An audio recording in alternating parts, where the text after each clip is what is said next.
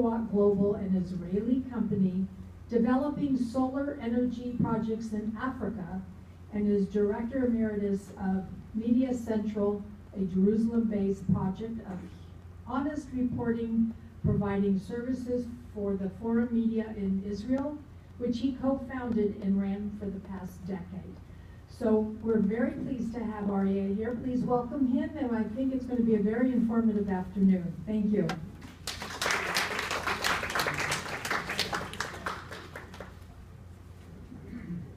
Susan, thank you so much.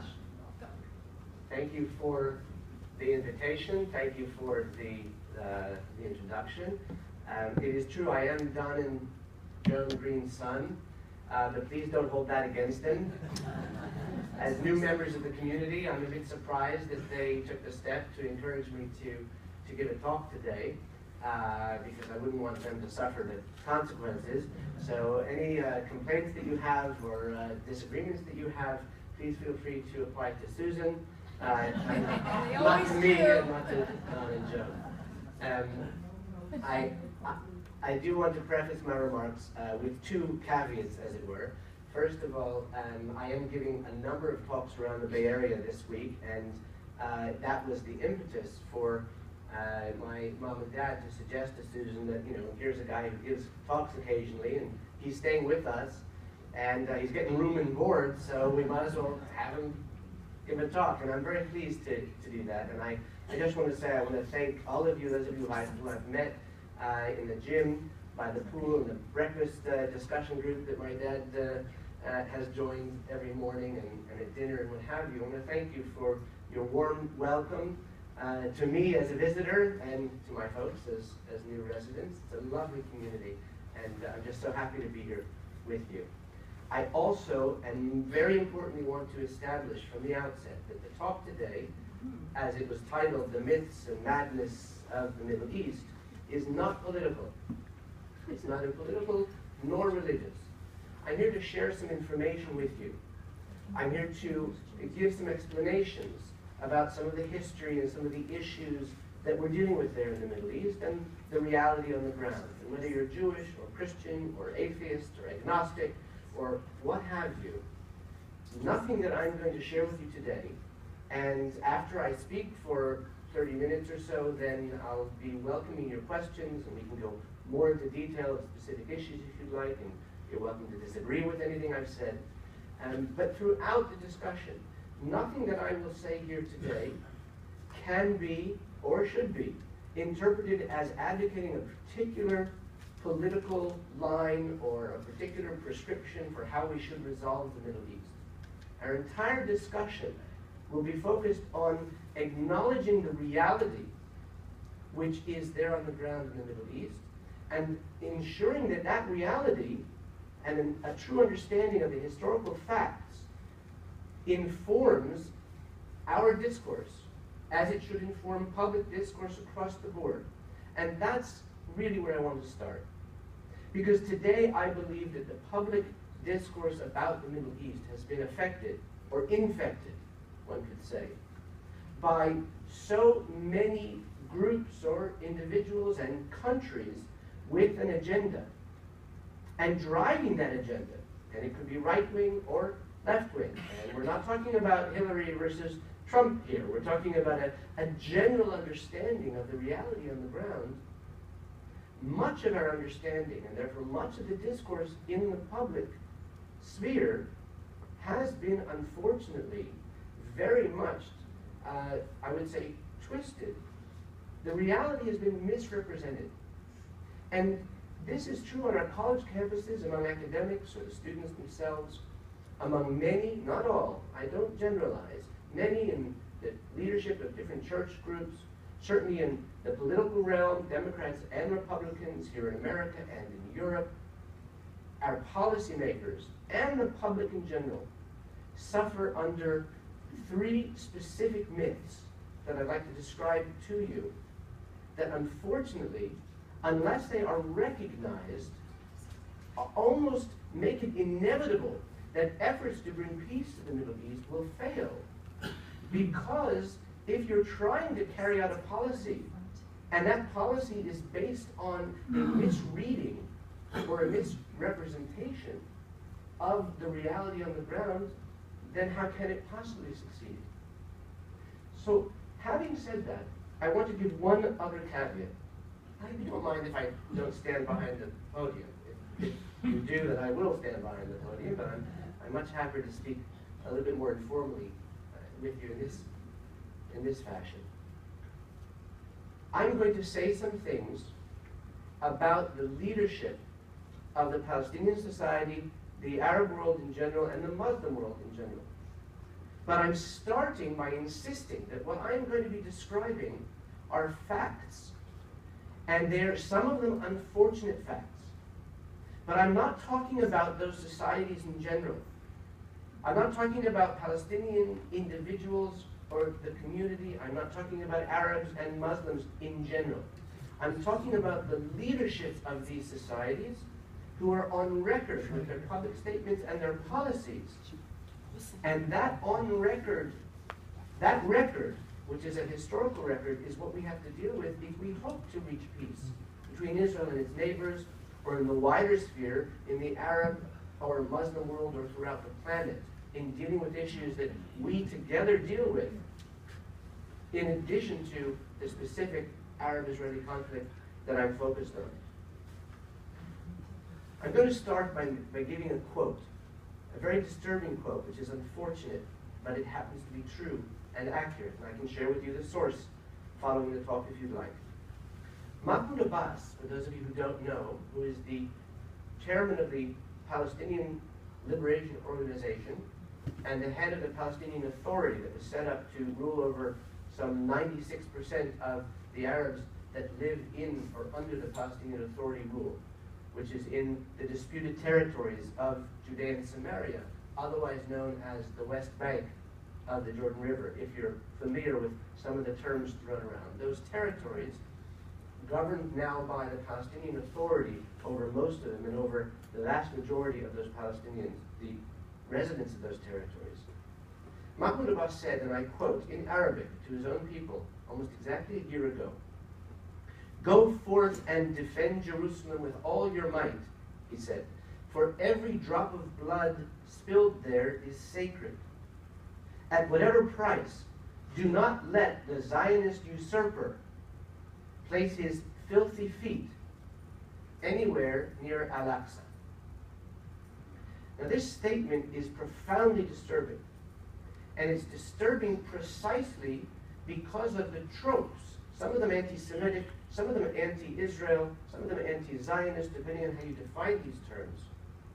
These tropes are reflected in the educational and cultural milieu, unfortunately, of much of the Arab world, the Muslim world, and specifically in Palestinian society. And it's the leadership which says things like this, which says, go out and harm innocent civilians for our political ends. That means using terrorism as a tactic, that we celebrate the attacks on civilians. And if you, as a young Arab Muslim youth, go out and take a knife to stab a Jew on the street and are killed in the process, your blood spilled there is sacred.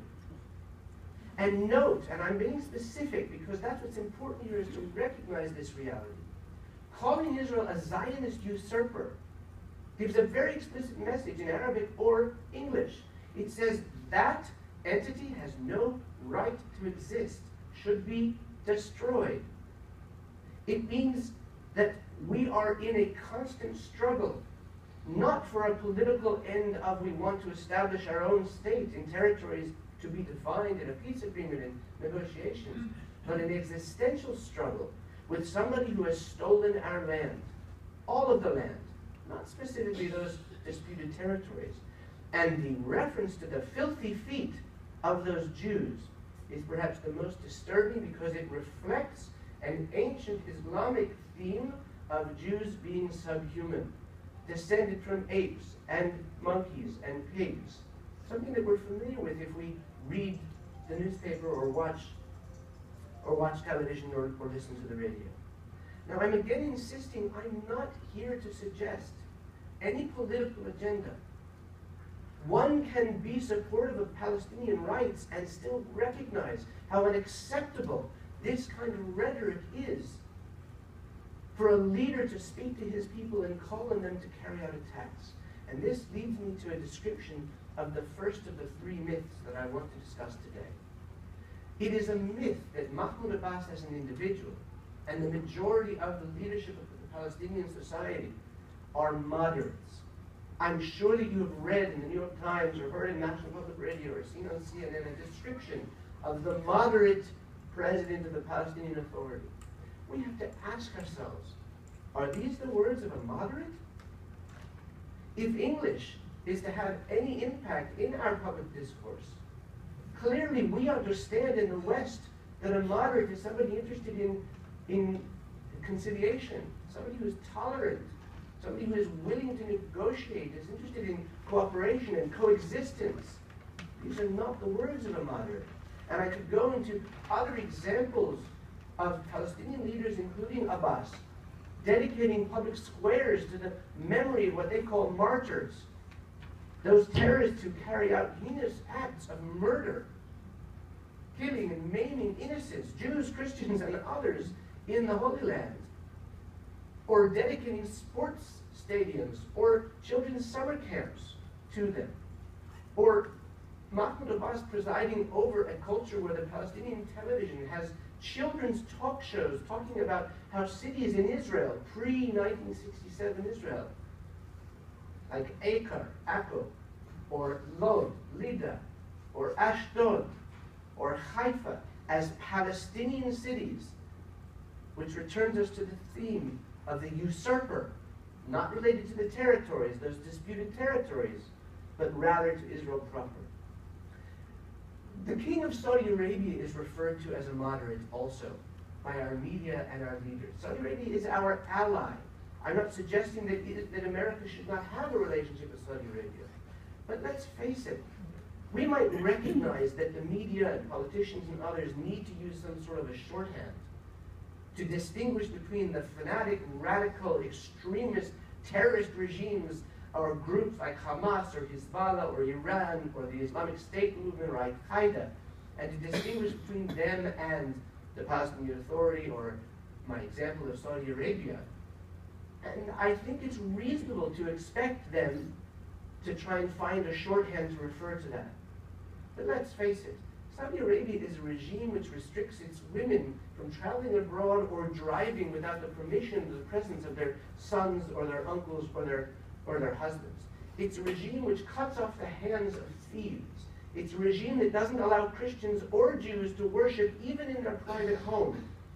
It's a regime that promotes and actually exports slavery, the only regime on the planet which actually promotes, condones, and exports black African slaves throughout the world.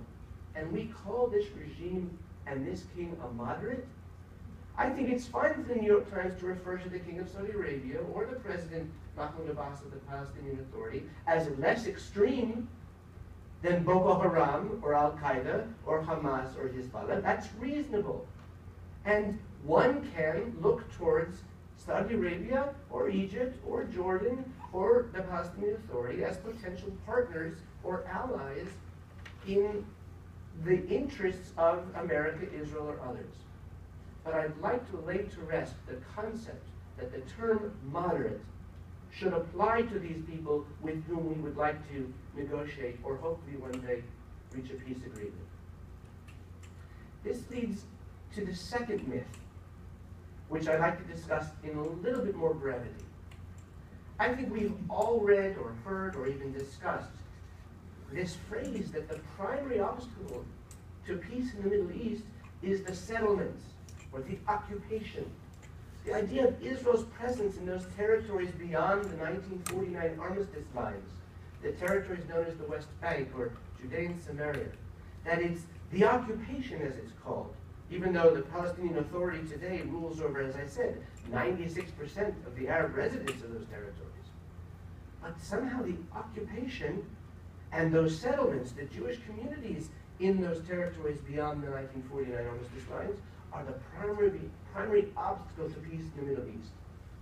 I would submit to you that looking at historical reality, as well as a rational and reasonable approach to what peace really means, that it's clear, logically, that those settlements, even if one is opposed to them, even if one advocates a withdrawal by Israel from those territories, and a dismantling of all of those Jewish communities, it's still reasonable, a rational and objective observer to agree that it's not the settlements that are the primary obstacle to peace.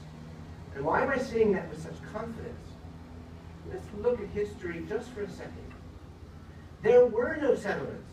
There were no Jewish communities in Judea and Samaria before 1967.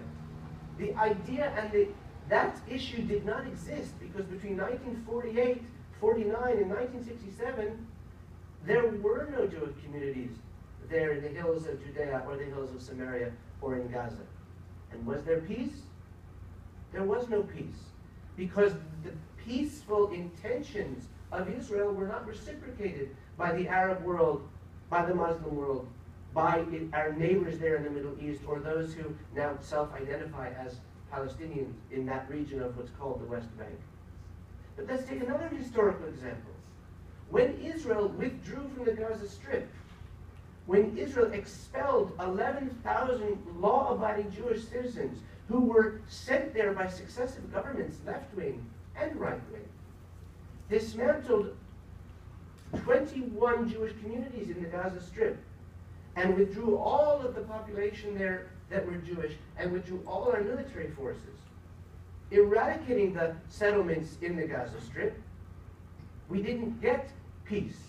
The hope was for the development of a new Eastern Mediterranean paradise, a new Singapore on the Eastern Mediterranean, where people like James Wolfenson put $100 million in buying some of the infrastructure, the hothouses that were developed by those Jewish communities to help the economy of those Palestinian Arabs in Gaza to develop. But we didn't get peace when we withdrew, when we dismantled those settlements. We got 13,000 rockets and counting from the leaders of the Palestinian community there in Gaza. And again, I'm insisting, this isn't to say that we shouldn't or can't consider a withdrawal or further dismantling of settlements. This is not a political statement. It's a historically accurate view that before there were settlements, there was not peace. Dismantling of settlements and withdrawal from territories did not bring peace. But let's look at an intellectual argument to close this rebuttal of the myth that it's the settlements which are the primary obstacle to peace in the Middle East. Let's imagine for a moment that the Palestinian leadership and the wider Arab and Muslim leadership and their cultural milieu were dedicated to the concept that we accept of real peace, of coexistence. You're here today in a talk that was titled Myths and Madness in the Middle East because you're interested in what goes on in the Middle East. I would presume that many of you are aware, but I'm saying it just in case some of you are not aware, that 20% of Israel's population are Arabs, mostly Muslim. 1.3 million Arabs, mostly Muslims, live within Israel's democracy with full rights, serve in the Knesset, serve on the Supreme Court, are leaders in business, freely shop in our malls, and are served in our hospitals. In fact, work as doctors and nurses alongside their Jewish co-citizens in our hospitals. That's coexistence. That's peace. Is it entirely inconceivable that in a peace agreement between Israel and its Arab neighbors, Israel and the Palestinians, that a few Jews, not 20% of their population, but 1/2% of their population, could perhaps remain living in Beit El or Ofra or Hebron or other areas that are across the armistice line? I'm submitting that if we imagine what real peace would look like, we would recognize immediately that those nefarious settlements, those Jewish communities across that 1949 armistice line are not the primary obstacle to peace. Because real peace could accommodate the idea of some Jews living among those Arabs in those territories, this Palestinian state to be established, just as so many Arabs lived peacefully, happily, and democratically within the Israeli society. So this leads us to our third myth. The first myth was that the leadership of the Palestinian Authority are moderates. The second myth is that the primary obstacle to peace in the Middle East is those nefarious settlements, or Israel's presence in the territories. The third myth is that this is somehow defined as a territorial conflict, or even to a certain extent, a national conflict. The idea that if we could just draw the borders between Israel and its neighbors, we would have peace. Were that it were so. I know because I have worked for the last 2 decades with Palestinian and other Arab and Muslim civil society leaders, real moderates, activists who are advocating and working towards the creation of a free and liberal and tolerant Palestinian or Jordanian or Lebanese or Syrian or Saudi Arabian state. I know that if that were the problem, we could sit down and within 3 days of discussions find ways to draw the map to divide this particular territory into a potential Palestinian state and the nation state of the Jewish state, Israel. It would be so easy if that were the problem. That's the myth. The truth is that the primary obstacle to peace in the Middle East is today as it was 100 years ago and more at the founding of the Zionist movement. The primary obstacle to peace in the Middle East today is the hostile and violent rejection by the Palestinian and Arab and Muslim leadership in the world of any connection between the Jewish people and that land, and the rejection of any legitimacy given to Israel as the nation state of the Jewish people. Once we recognize that what we are facing is an ideological, civilizational, to a certain extent religious struggle, we can then recognize what are the policies that make sense to pursue to try and bring about real peace between Israel and its Arab neighbors and the Palestinians. I want you to understand that recognizing the nature of the struggle, again, does not dictate any particular policy. Because, and this is where it's so important to understand the subtlety of this argument and the power of this myth. I have a very good friend named Mohammed Dajjani, Arab, Muslim, Palestinian leader, who's a true moderate, the head of the Wasatiyah movement. Wasatiyah is an Arabic word for the middle road. It's almost like the Jewish idea for Maimonides of the golden mean. And he believes that within Islamic thought, and he's not alone, Sheikh Abdullah Tamimi is another example there in Palestinian society, who believes that compromise, that tolerance, that openness, that acceptance can be found in Quranic sources and part of Muslim theology and ideology. And Mohammed Dajjani, where he's standing here with us today, would be the first to acknowledge and say exactly what I'm saying here today. That we have to recognize the nature of the opposition to Israel in order to effectively promote policies that might bring about peace in the region. And I quote Mohammed Dajjani to make sure that you understand who the heck is Aryeh Green. We can respect him because he's Don and John Green's son, and we respect them, and therefore he must be relatively moral, intelligent. But there are so many others who are making this point for me. Professor Shlomo Avineri, who's the senior most professor of political science in Israel, who I studied under 30 years ago for my master's in Hebrew University, one of the founders of the left-wing Meretz party in Israel, wrote an article a few months ago saying exactly the same thing. The leader of the Labor Party, the left wing in Israel, just a few weeks ago, Isaac Herzog, said the same exact thing. That today, unfortunately, painfully, Israel does not have a partner for peace because this ideological and civilizational approach to rejecting Israel's very legitimacy is the crux of our struggle today. One last example, because it's a good one and local. Lucy Aharish, who is an Arab Muslim woman who hosts a television show on Israel television, who will be speaking with me at a conference in Palo Alto on Sunday, in fact, said on Israel television just a few months ago, looking at the camera in a talk show format. She wasn't acting as a news anchor.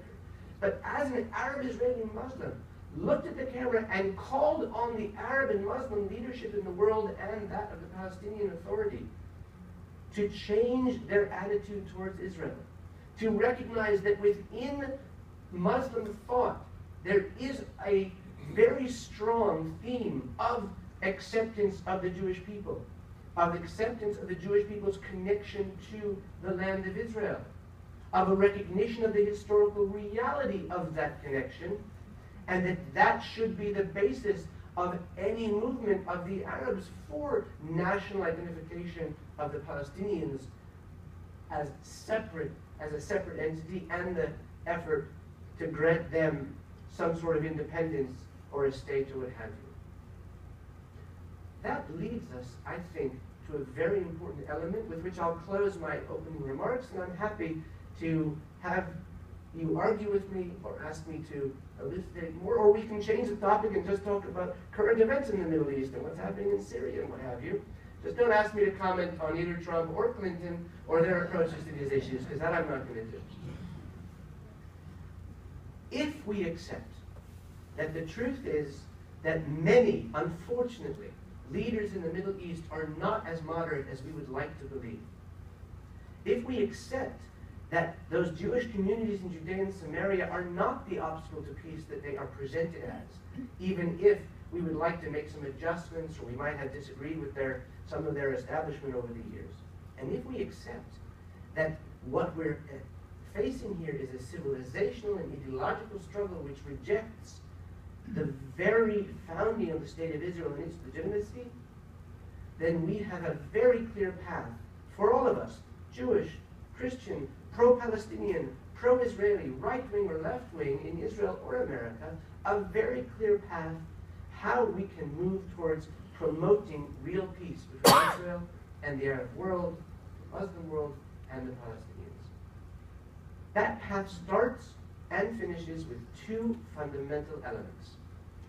Number one, it starts with our recognition and promotion of the very legitimacy of the Jewish people having returned to their ancestral homeland, having been recognized by the international community. We have to begin to reassert the legitimacy of the establishment of the Jewish state of Israel. Do you know the Oxford University in England has a debate every year on whether Israel should have been established? Many of you know, of course, because you're a few years older than I am, that in the post-World War, post-colonial period, since 1945, there are over 70 nation-states that were established and accepted into the family of nations and into the United Nations. Over 70. Many of them, what I would call artificial nations. Countries like Lebanon that were set up in the 1920s specifically to provide a Christian homeland within a multicultural state within the Middle East. Countries like Iraq that were carved out of Mesopotamia, thank you, as a construct basically developed by the world powers of the day. Syria, the same. Jordan, the same, separated off from that Palestine, which was part of the mandate given by the international community in 1921 to, what? Facilitate a national home for the Jewish people. But unilaterally, Great Britain decided, well, we're going to repay Abdullah. We promised Mecca in Arabia, but we reneged on that promise, so we're going to give him a state. We'll call it Transjordan. And in 1926, separated off the eastern 70% of that Palestine that was designated as the national home for the Jewish people, unilaterally, to form a new state. I'm not here saying that therefore Jordan has no legitimacy, or Iraq, or Syria, or Lebanon, or the dozens of states in Asia and Africa and South America that were granted independence. What I'm pointing out is there's only one. There's only one nation state whose legitimacy is questioned constantly, not only in Oxford, but on our college campuses here today. There's a movie coming out relatively soon about David Irving and Deborah Lipstadt and the controversy over the question of Holocaust denial in Great Britain. And it raises a fundamental question about freedom of speech versus denial of historical reality. And what we're talking about here is a phenomenon on our college campuses and in our intellectual environment where nobody questions whether or not Jordan should have been established, and nobody questions whether or not Iraq should have been established. Today there's more discussion about perhaps an independent Kurdistan or other issues, but that's very late in coming. But this issue of questioning Israel's legitimacy is now part of polite society.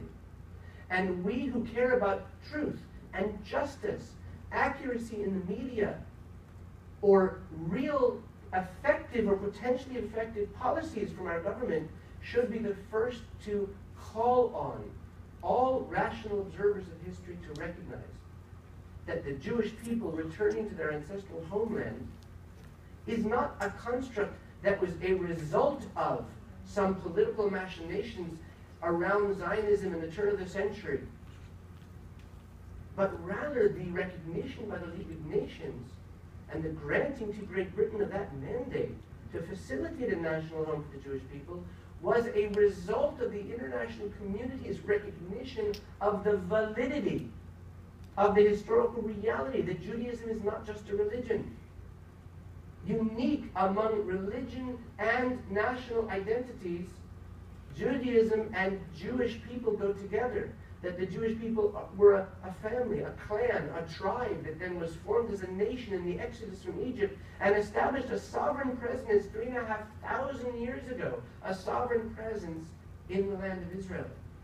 And that sovereignty continued for a good 1,500 years on and off. 1,500 years. There is only one other civilization on the planet that can claim such an ancient connection between a people and a land and a culture and a civilization, and that is China.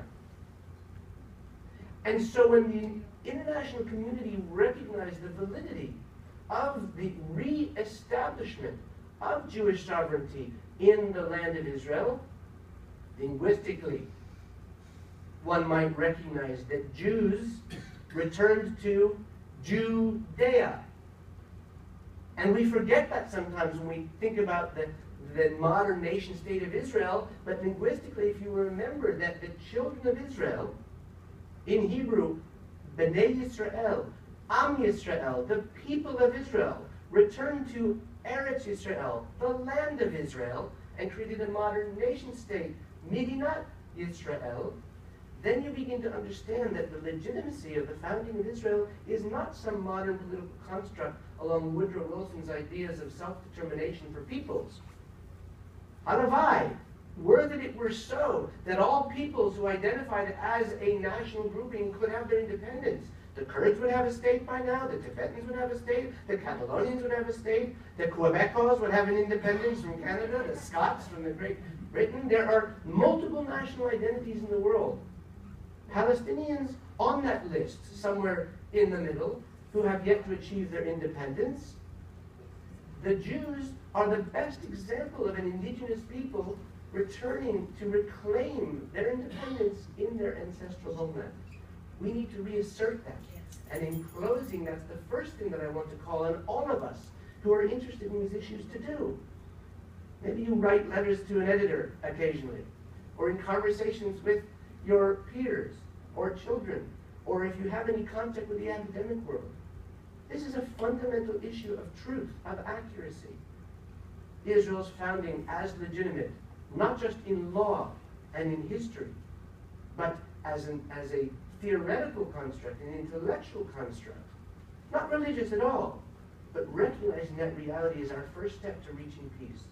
And the second step, which follows right from that, is that we have to insist on the promotion of a more moderate leadership among Palestinians and Arabs and Muslims.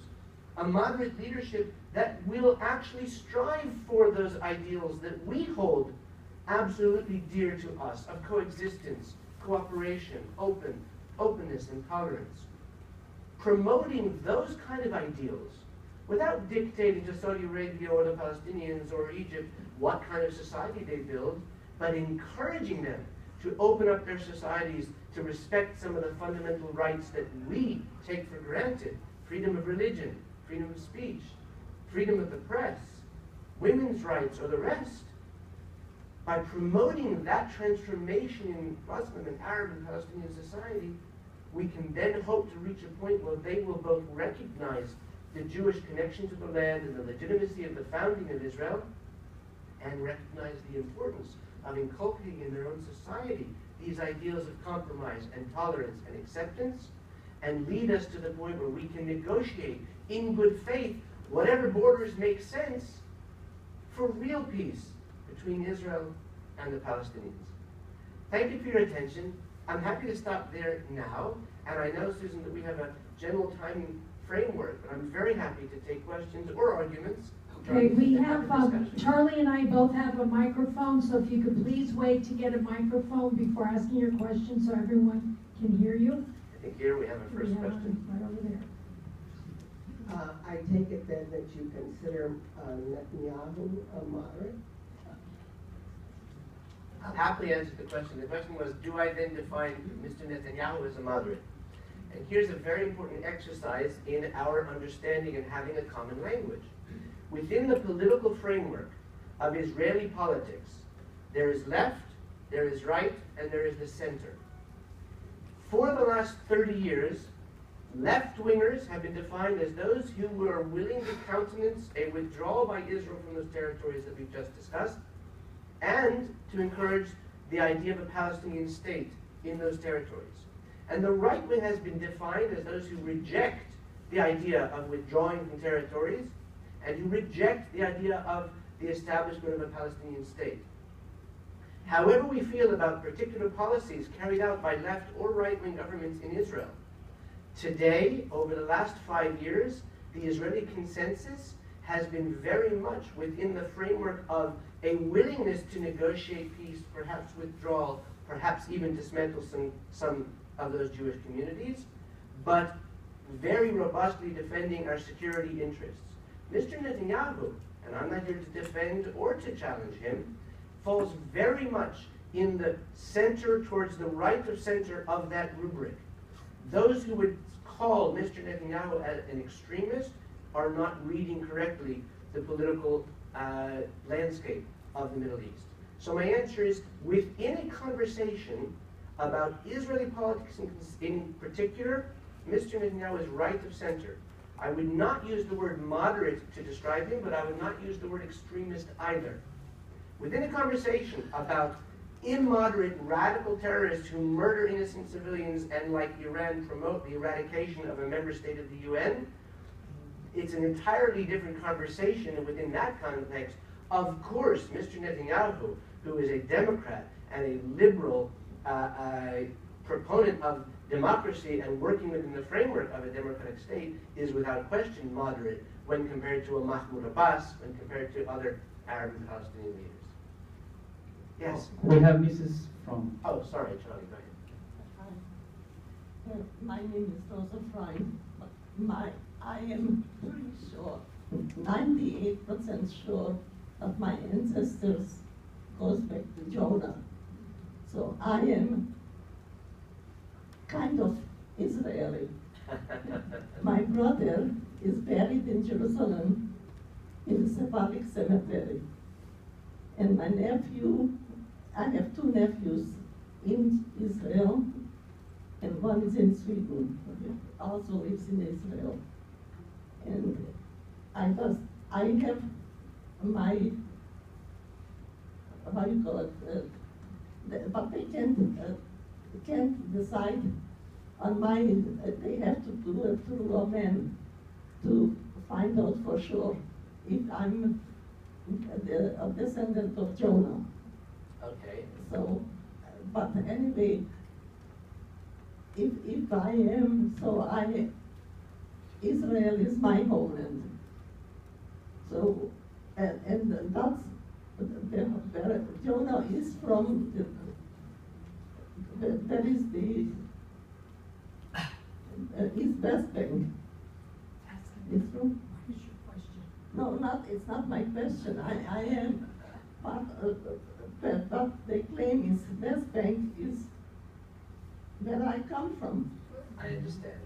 You know. Thank you. I think that and it's Israel is Israel, no matter what they say. That Thank you very much, and that reinforces one of the points that I was making about the Jews returning to Judea. And Not a political I'm point. a Holocaust survivor. I was in Auschwitz. I understand. Thank you for sharing.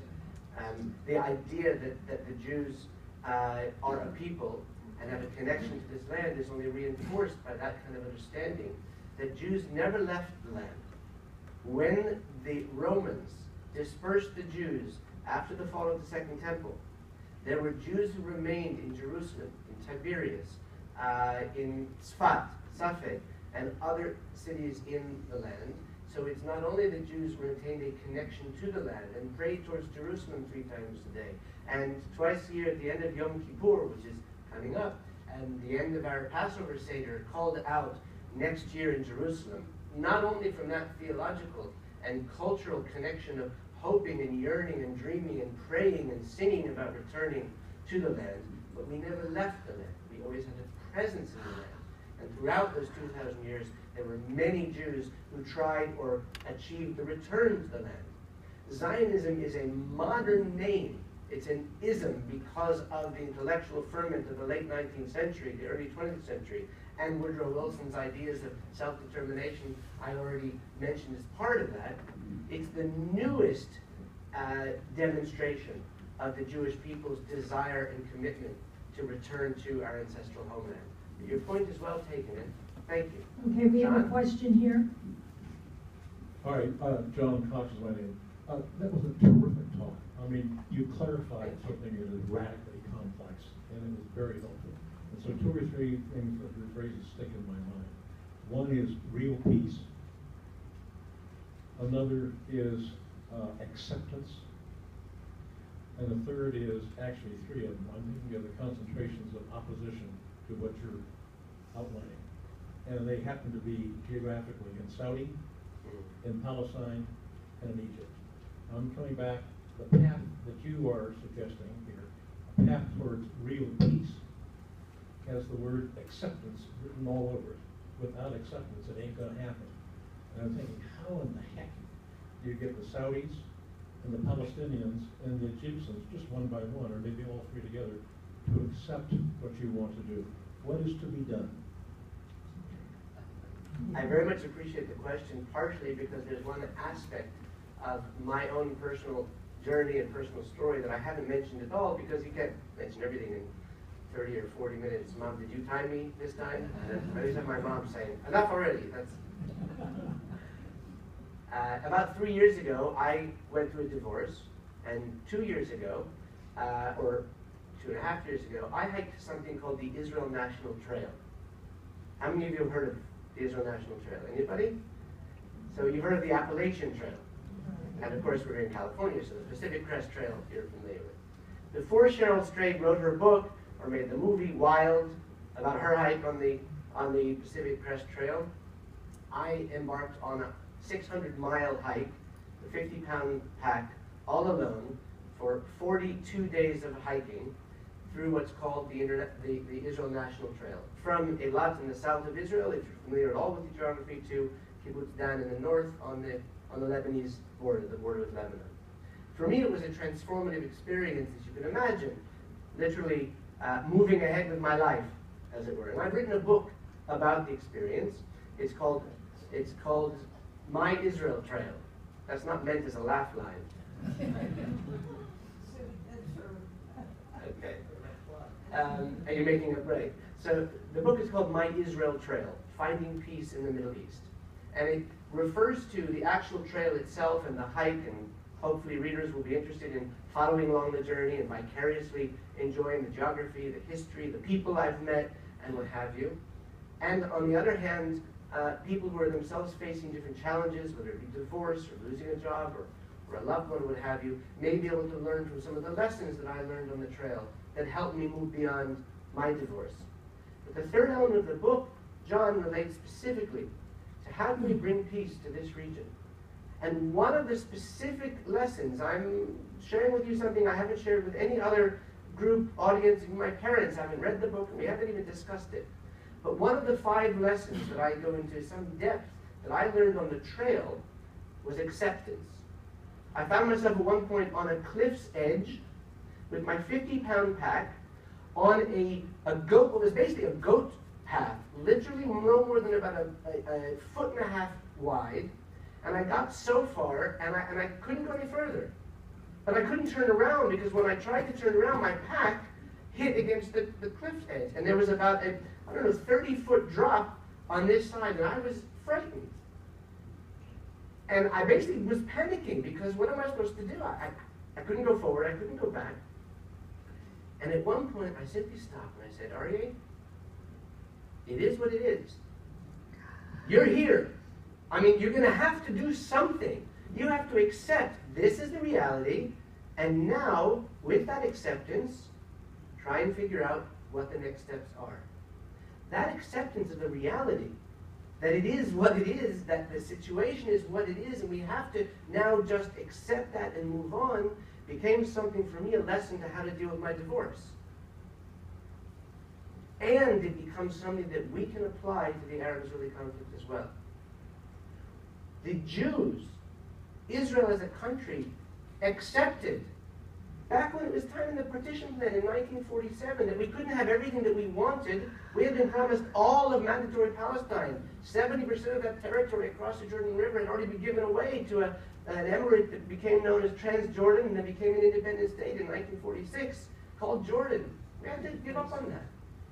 The UN, in its wisdom, decided that the other 30% of what was then known as Palestine should be partitioned to be an Arab state and a Jewish state, giving, in fact, the Arabs the heartland of the Jewish community, to which you were referring just now, Judea and Samaria, the literally heart of where our prophets walked, where the original kingdom of David and Saul and Solomon existed, that would be part of the Arab state.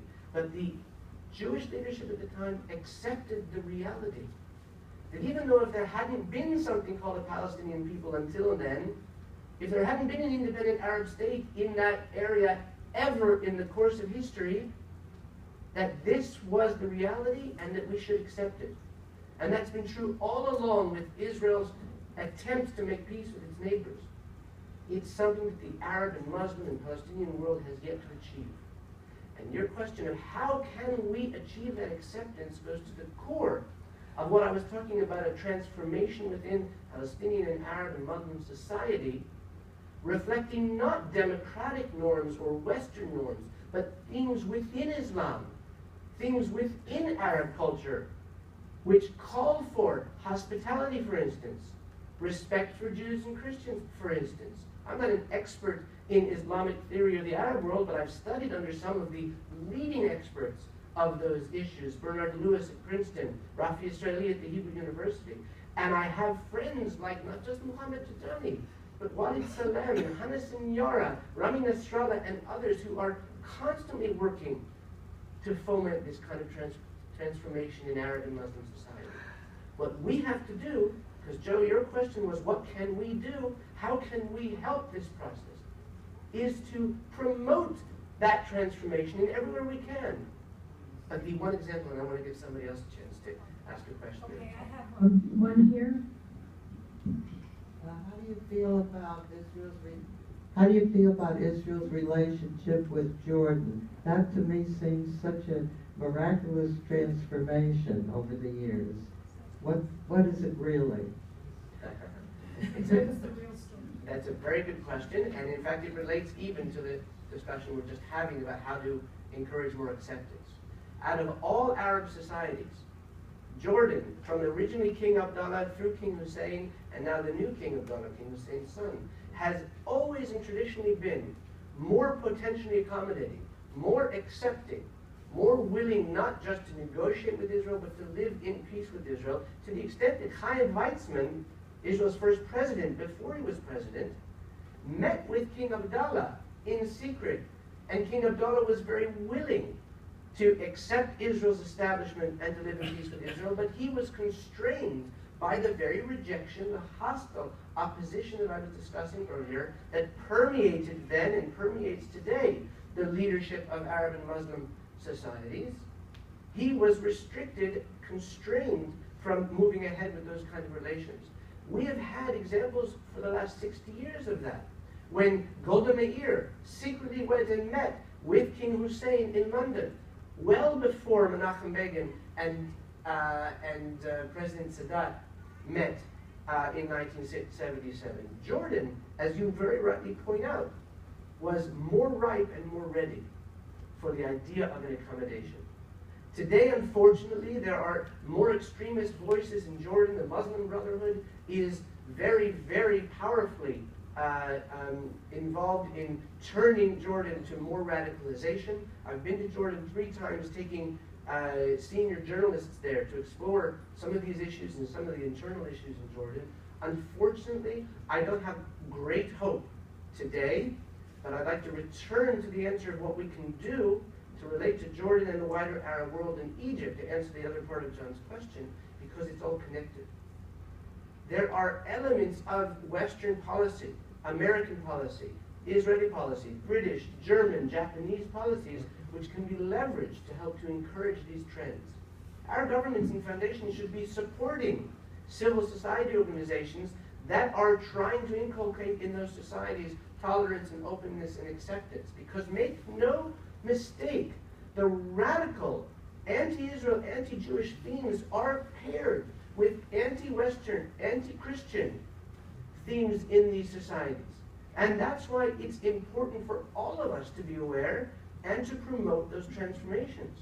And we have the tools to do so, not just financially, but there are all sorts of interactions between our government, European governments, and others with Saudi Arabia and Egypt and Jordan and others that can encourage the governments to help promote tolerance and coexistence among their people. And that's one of the things that we haven't focused on enough and that we must focus on more in our relations with those countries. Okay, question here. Yeah, Ari, again, fantastic talk. Thank you. I agree with John. You mentioned Israel's looking for partners. You didn't have partners, or you said you had partners, but I didn't quite understand, being from the slow school. What do you really want from the American government? Last week we gave, I believe, $81 billion for planes, guns, ships, etc. So the money, how much? $38 billion over 10 years. It was only 38. Not only. Okay. Massive. So the 3 questions: what do you want from the American government that we could partner with you? Number 2, what do you want from the Jews over here that we could help? And number 3, what do you want from the American public? Wonderful questions, and in fact, they're all the same question, I think, because I don't distinguish between Jewish supporters of the free world and Israel as what's the word, on the front lines of this class of civilizations, if you will, between the free world and the radical extremism of the Islamist jihadist movements. Not all of Islam, of course not, but the radical jihadists. What I would expect from the American government, the American people, and Jews among them is basically the same. Number 1, to reassert Israel's legitimacy without any question. This is something that's very important rhetorically. Whenever a politician, left or right, you'll note I'm not making distinctions, or a public speaker, or even in a friendly discussion, wants to criticize Israeli policy, Netanyahu, left-wing, right-wing, or what have you, we always have to start the conversation by reaffirming the validity of Israel's existence and the Jewish national identity and the validity of our return to our ancestral homeland and the importance of Israel's right to exist and right to defend itself. Having said that, now let's talk about my criticism of Israel's policy towards the Palestinians, or Israel's blockade of Gaza, or Israel's defensive military operations, or issues of Israeli society and discrimination against Arabs in Israeli society, or issues of pluralism in terms of Jewish life in Israeli society. There are lots of criticism that all of us, those who live there and those who don't, have of Israeli policy. Just as, I'd imagine in this group, there are some people with some criticisms of this American administration or the previous American administration. Because I'm not going to ask you to raise your hands who is a real opponent of George Bush or who is a real opponent of Barack Obama, but I'd imagine there are people with criticisms, and that's reasonable. But unlike when we vociferously argue about American policy, healthcare, the question of how to deal with immigrants, and foreign policy, when we argue, we don't have to start out by arguing by saying, well, I think America has a right to exist, but I'd like to criticize this or that policy of GW or President Obama, because it's a given. It's not a given in political circles, in the intellectual climate on our universities, or in public discourse, that Israel is a legitimate member of the family of nations, and that's the first answer to the question of what I would expect. Second of all, and you mentioned the military aid, $38 billion over 10 years of military aid that the American government has now signed with Israel, which is a reflection of the importance that Israel plays in American security interests.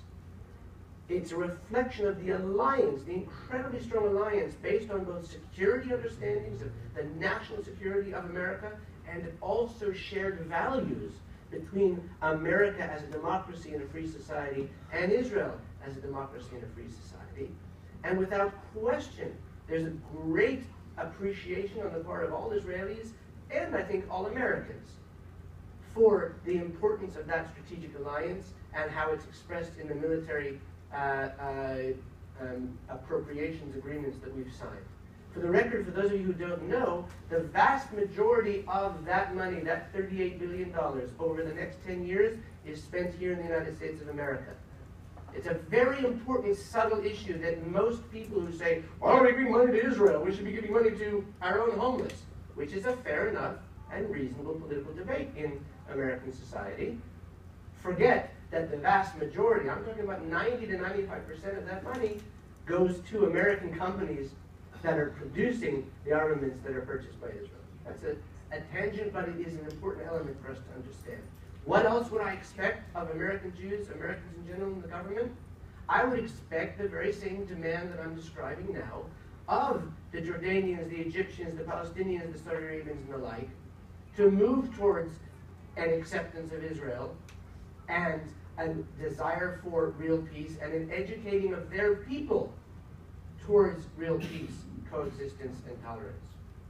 I would also expect and want to see the promotion of the kind of civil society that we were just discussing, having nothing to do with Israel, or Jews, or Christians, or Americans.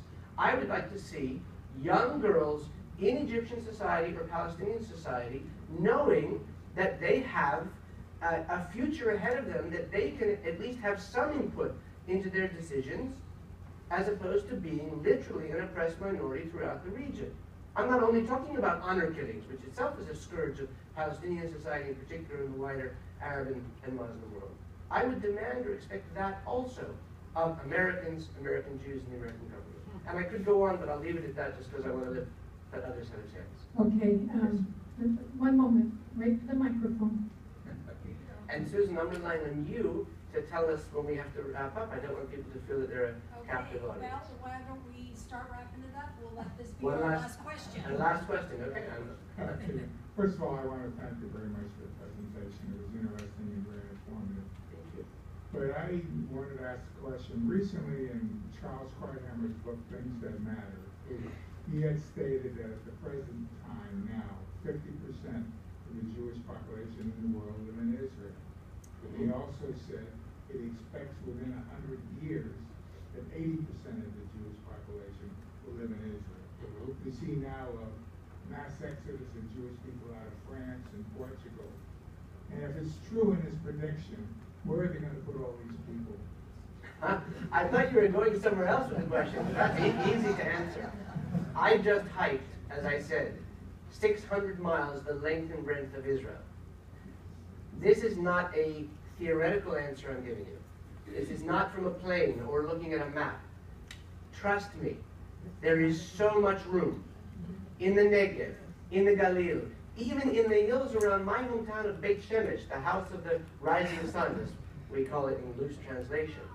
There is so much room for Jews and for Arabs, for Muslims and Christians, as well as for Jews who might want to live there or would grow the country naturally. I actually want to relate to a question you didn't ask, but as part of what you brought up. I believe that the Jewish community in America is a vibrant, thriving community. I don't believe it's going to disappear, as some say. It may get smaller in numbers because there is a certain amount of assimilation. but those who remain committed, and that's our main challenge as Jews, those of you who are Jews, and something interesting to ponder, those who are not Jews, is that we need to inculcate in our youth a connection which goes beyond the religious lighting of Hanukkah candles, for instance, once a year. But as a people, we are basically a family. And the connection between American Jews and those who live in Israel is the connection of a family, not just because my parents have a son who live in Israel, and we have a cousin also who lives up in the north, but basically because the Jewish people are a family. And when we inculcate in our children, and when the rest of society outside the Jewish community recognizes that, then we reinforce the affiliation and the affinity, and we can then strengthen the identity of those Jews who we might otherwise lose, whether it's on college campus or otherwise, through assimilation. And that comes back to one of the major themes we've been discussing here today, and I think with this we can close. Because that affiliation, that affinity, is related to the reaffirmation of the validity of Israel's establishment. Jews returning to our ancestral homeland created a miracle of a modern nation state which thrives and is one of the examples of how a free society can live up to the highest values we have while still trying to address, and sometimes making mistakes, address the challenges of that modern society, whether that's a question of the division of resources internally, or how to deal with the scourge of terrorism internally or externally or others. Helping both the non-Jewish community, the wider community, and our children in the Jewish community to appreciate all the positives, and it's the reality. It's not just a statement. The reality of the miracle of Israel is going to help in all the ways that we've discussed. And that, I think, is our primary challenge. And I thank you very much for your attention and for your Okay, we thank you very much. We thank the Greens for bringing Aria to us. And thank you, too, for all your great questions. So thank you. Thank you, Susan. So Thank he you all. said he'll be here for a little bit, so go on up and talk. Charlie, do you mind pushing? Thank you.